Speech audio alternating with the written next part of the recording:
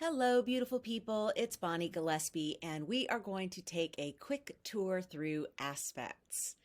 What are aspects? Well, they describe the nature of relationships, and these can be relationships between uh, components of your natal chart or your natal chart and the current woo weather. And relationships, as you know, can be easygoing, they can be strained, they can help us grow, they can hold us back, and a whole lot of stuff in between. But as in real life, all relationships, aka aspects, must be managed. If we put our head in the sand and say, no, I'm just not going to look at that relationship, I'm not going to look at that aspect, I'm sure it'll be fine, well, it has a way of letting us know that it is there and it needs our attention. We're not going to look at all possible aspects. There are many more than these five, but these are the five major Ptolemaic aspects. And you'll see these symbols on your chart, especially if you've used astro.com, you'll see these depicted in the staircase table down below the chart wheel itself. And in some of the pieces of software that you may use or some of the apps that you may use to draw your chart, you can also sometimes see these glyphs in the chart wheel itself. But you've probably mostly seen these in that staircase table, and we're going to cover these five in this order. We're going to take a look at the opposition and the square. We're going to take a look at the trine and the sextile. We're going to take a look at the conjunction. So the opposition is a 180-degree relationship. The square is a 90-degree relationship. The trine is a 120-degree relationship. Sextile is a 60-degree relationship. And the conjunction is a 0-degree relationship, or a 360-degree relationship, depending on how you would like to define it. But it is something occupying the same space.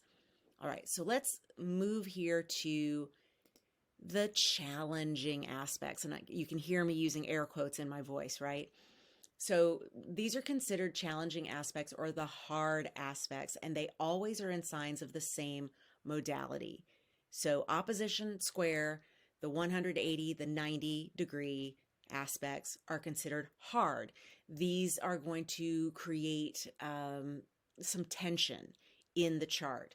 So an opposition, 180 degrees apart in this graphic, you see I've got Mars here in Taurus in the second house, and the sun here in Scorpio in the 8th house. They are directly opposite one another. They oppose one another. And their relationship is one of, we're both looking at this center, but from completely different directions. So we agree on what we're looking at, but not the way we see it. And so there's a bit of a push-pull in these signs of the same modality. And because these planets are in this aspect, they may be oppositional in the way they attack certain issues. On the square, we're looking at a 90-degree angle. And so in this graphic, we've got the moon in a square to both the sun and Mars. And so each of those unique relationships is going to be one of pressure. Because in a square, we are not coming at things from the opposite point of view, but instead we are coming together at almost like a crash at an intersection. We are each headed toward that center and not really seeing each other coming, and then boom, we come up to each other in the center. That square relationship is one of pressure. It is, of course, something that can create a lot of brilliance and a lot of creativity and a lot of problem solving. The more squares you have in your natal chart, the more a problem solver you are, because you are just accustomed to challenges. And I say this as someone with 15 natal squares, and I've not seen anyone who has more than me unless they're using lots of minor and dwarf planets and asteroids and such that are considered, optional and way out there. So I have a lot of squares. I see everything as a problem to be solved. And that is a condition of this situation here between these signs of the same modality: Taurus, Leo, Scorpio, all fixed. Also Aquarius, I just didn't create another aspect there. But these are considered the hard aspects, and they share that same modality of either cardinal, or in this case, fixed, or mutable. And that's how you can tell that you're looking at an opposition or a square or a hard aspect. Next, we'll move over to our positive aspects. This is our trine, the 120 degree, you can remember it as triangle position. And then we also have the sextile, which is the 60 degree position. And these are always going to be signs of the same element and polarity. Element, of course, we've got fire, earth, air, water. Polarity just means receptive or assertive, and that means that there's an energy to them that's go out and do it or let it come to me and attract it. And so you're always going to see trines and sextiles in signs that share at least polarity, and in the case of the trine, they share element. So as I got into the specifics in the challenging aspects, let me do that as well for the positive. And what's the difference between a trine and a sextile in how we live it? In a trine, there's this free-flowing energy. So here in this image, I've got Mars and the Sun in a trine. And so they're in a 120 degree relationship. They are in houses that are 4 apart, technically, because 2nd and 6th. So that's, number 4 between 6 and 2, yes, even though you can count 3, 4, and 5 between. But it's 120 degrees if you want to do the math on it. And this relationship here is one of free-flowing energy between these two planets. And so what that means for this person in this hypothetical chart that I've created is that Mars and the Sun speak to each other regularly from an energetic perspective. Mars is firing up the Sun is illuminating Mars, and they are exchanging energy in this earth element because the signs here are both earth. We've got Taurus and we've got Virgo, and so they get along really well, and they are helping one another in the work that they do. Sextile is a little bit of a more challenging free flowing of energy, and so it's still a positive aspect, but it's one that you have to work for a little bit. And so we've got a sextile between Mars and Moon, and of course between the Moon and the Sun, because those are each 60 degree angles. And so of course this 120 degree angle between Mars and the Sun is cut in half, making these two each 60 degree. I know, who said there was going to be math involved, right? Angles that we're dealing with. But in the sextile, because we've got to not just do this free-flowing, easy angle of the 120 degrees, but we actually have to go into the center and then turn back pretty sharply, but not impossibly sharply, to get to that 60-degree angle. We actually have to work for our sextiles. Natal planets that are in sextile are gifts that we will discover and we will use, but we tend to appreciate them more because we have to kind of work for them. Whereas the trines are just such free-flowing energy that we may take for granted how easy things are for us. And so our trines are kind of where we've got chart privilege. All right, now so about the conjunction. I didn't include the conjunction with the negative or the positive, and that's because conjunction goes both ways. So in this image, we've got the conjunction of the Sun, the Moon, Mars, all in this second house Taurus, this very crowded, wonderful place here. Okay, so a conjunction is neither positive nor challenging on its own. It is only decided which it's going to be based on which planets are involved, the sign that's involved, the house that's involved, and other components as well.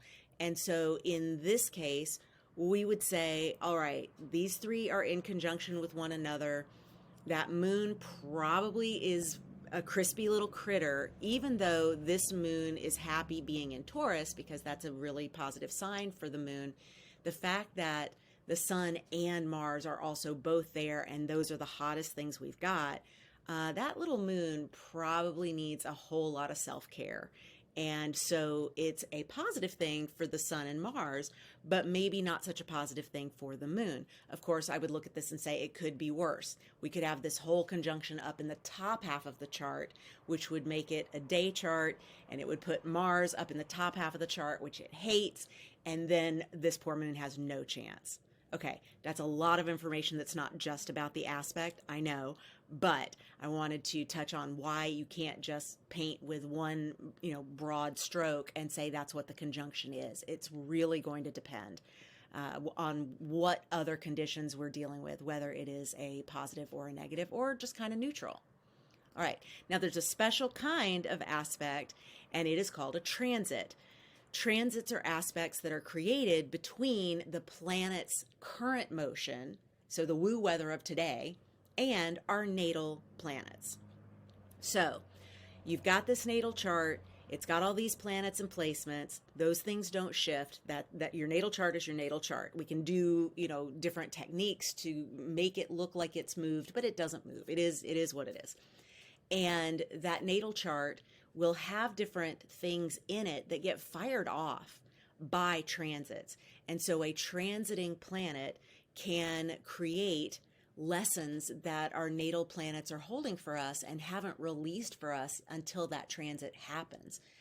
Transits like a planetary return or a certain square or a trine or an opposition can really catalyze change in our lives, especially midlife. There are a whole bunch of transits that activate things in our natal planets that never were known. And it's why so many people feel completely transformed once they've made it through the midlife transits, which start as early as 37, but definitely by 42, and usually are wrapped up by the time we're 60. There's somewhere in that 20-ish year period where so many different transits create these really impactful aspects in our natal chart. That it gives us an opportunity to live our charts in completely different ways. So with this, we're going to consider the nature of the planets involved, the type of aspects that the transit creates. These are not positive or negative until we consider all those other factors. So before we leave this mini training, let me just show you a transit of a conjunction. And so our conjunction, of course, is the signs or the planets are right on top of each other in the same sign. In this image, you see that we've got, again, Sun, Mars, Moon, all in the second house, Taurus. And let's say currently transiting, we have the Sun outside of this wheel. And so when you're looking at transits, usually you'll have your natal chart in the center, and then there will be an outer wheel, or the glyphs will be put on the outside of the wheel, showing you the current woo weather. So in this case, we have the Sun transiting your natal Sun, Mars, and Moon. So, happy solar return, because if your Sun is conjunct your natal Sun, if the Sun is conjunct your natal Sun, it's your birthday.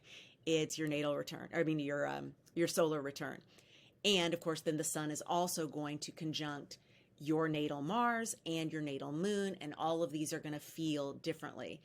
Now, we do want to consider that we've got issues of orb, or sometimes you'll hear it orb of influence. And this is how many degrees away before we start feeling this in our chart. And it's, again, going to depend. My favorite answer, it depends. It depends on the aspect of the transit. It depends on the planets that are involved. It's going to be a different orb of influence. And orb just means how many degrees before you can feel it, and how many degrees before you stop feeling it when it is moving away. And those are things that are points of nuance we can talk about in our ongoing work together. Also consider the words applying and separating. I'm not going to overwhelm by getting too deep into that. I'm just going to say that as the Sun is moving around in this direction in the chart, again, this is the woo weather of today, transiting Sun, it is applying to all of these until it hits the same degree. So a transiting planet, or in this case luminary, the Sun, is applying to your natal planets until it lands at the same degree of your natal planets, at which point it is an exact conjunction, it is perfected, and then it is separating as it continues on away from Taurus, away from your points exactly, away from your second house. So applying transits feel different than separating transits. These aspects that we have that are marked by an A or an S in a tiny little place on those tables in your astro.com version of your chart, those A's, those S's stand for applying and separating, and they're a different type of energy. Applying, it feels like pressure. You can feel the shift coming. Even with a trine, which is a very positive aspect, by transit, you can feel the pressure of that transiting planet coming on to create that trine in your natal chart. And that pressure is good pressure, but it's still pressure because something's changing. The energy is shifting. And then when it crosses over the exact degree and moves away, it is separating. And that separation feels like relief. It feels like the change has happened. And now I am left sort of taking stock of what was that transit about. What did this aspect in transit do for me and to me? And who am I now? I'm excited to continue the conversation with y'all. That is it for your aspects overview, and I will see you in the next one. Mwah.